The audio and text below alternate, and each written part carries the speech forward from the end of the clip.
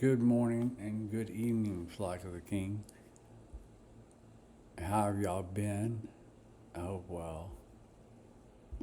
I came across this today, and if you know my writings on Facebook for like the last 15 years, I speak of write of something similar happening in a lot closer to home with our own son. So this is interesting. A once in a lifetime explosion will bring a new star to the night sky. Of course, I immediately thought the only other account of a new star, and I wrote about that. I'll read that for you in just a minute. Let me read this first. Astronomers are expecting a new star to appear in the night sky anytime between now and September in a celestial event that has been years in the making, according to NASA. It's a once in a lifetime event that will create a lot of new astronomers out there, giving young people a cosmic event that they can observe for themselves, ask their own questions, and collect their own data, said Dr. Rebecca Hounsell, an assistant research scientist specializing in NOVA events at NASA's Goddard Space Flight Center in Greenville, Maryland. That must be a boring job. Because it's not like we have a NOVA event every week.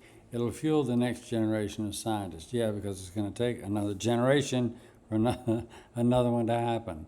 The expected brightening event, known as a nova, will occur in the Milky Way's Corona Borealis, or Northern Crown constellation, which is located between Bootes and Hercules constellation. I said that right, I believe. Okay. While a supernova is the explosive death of a massive star, a nova refers to the sudden, brief explosion from a collapsed star known as a white dwarf. So it's just a smaller supernova. So it doesn't get super on it, it's just a nova. The dwarf star remains intact, releasing material in a repetitive cycle that can occur for thousands of years. And they know this by data, I believe, yes. There are a few recurrent novae, I guess that's how you would say that, with very short cycles, but typically we don't often see a repeated outburst in a human lifetime because we don't live to be 1,000 years old, and rarely one so relatively close to our own system. That's what's interesting to me. It's incredibly exciting to have this front row seat. T. Coronae Borealis, otherwise known as the Blaze Star. I just got to give it some, I love the name, Blaze Star, is a binary system, because most systems are binary, including ours. You just weren't talked about because this is what will happen.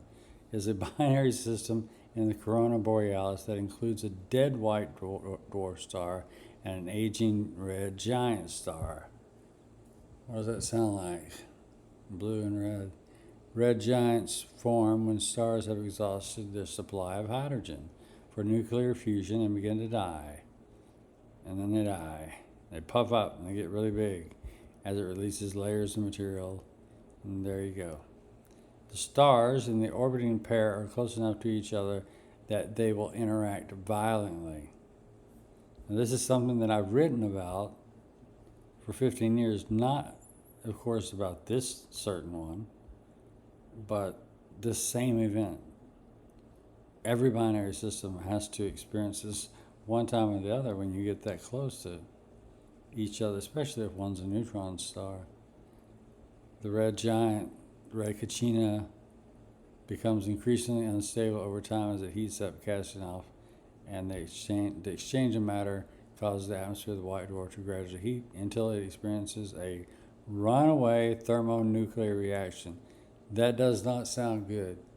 It doesn't matter what situation you're in. If you see that a runaway thermonuclear reaction is about to happen, you should probably leave, resulting in a nova as seen in the animation below. Okay, this is what happens with a nova. Little binary comes over there and it's like, what the heck, where am I?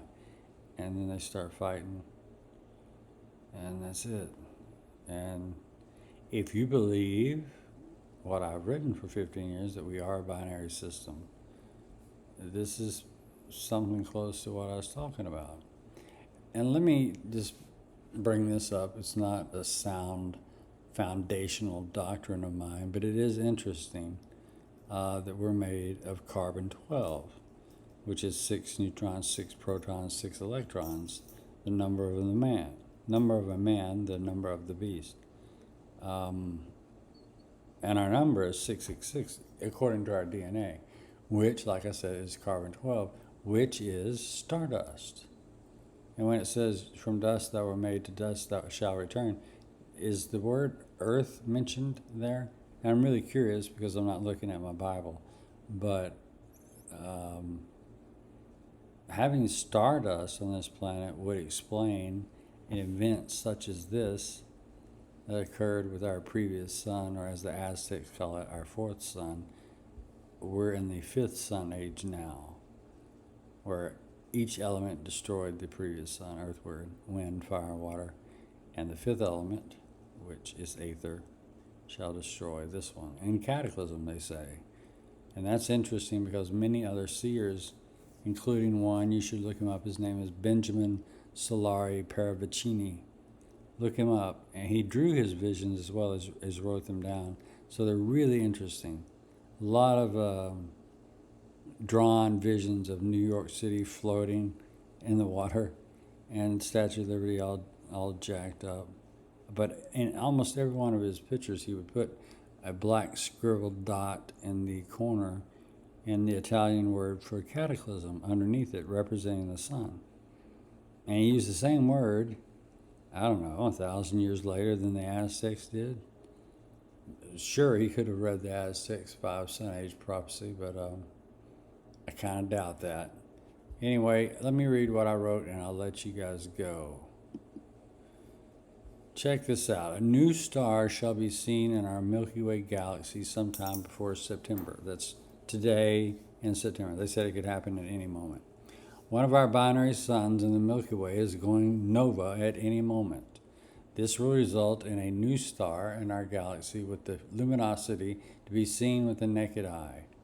Remember what the Persian Zoroastrian Magi, the wise men, were following? They were following a new star. Their Persian charts and sacred writings, not Hebrew, told of a new star about to be born in the heavens. And with the birthing of this new star, the Zoroastrian Magi, which means highly skilled in astronomy, sacred texts spoke of a simultaneous birth of a King of Kings, that this new star will herald in the King of Kings to this constellation. They weren't Hebrew wise men, they were Persian, and the top astronomers from their country. Yet their very own writings speak of the birth of Christ and the Star of Bethlehem, and they were worlds apart from Israel. Yet on this night, the prophecy synced from every belief. And now, if things couldn't get any weirder, it just did. A new star shall become visible in our skies between now and September. Of course, it's September. All right, you guys let that roll around in your head for a little while. Give me any questions you have in the comments section below. And I'll talk to you real soon. Love God, love each other.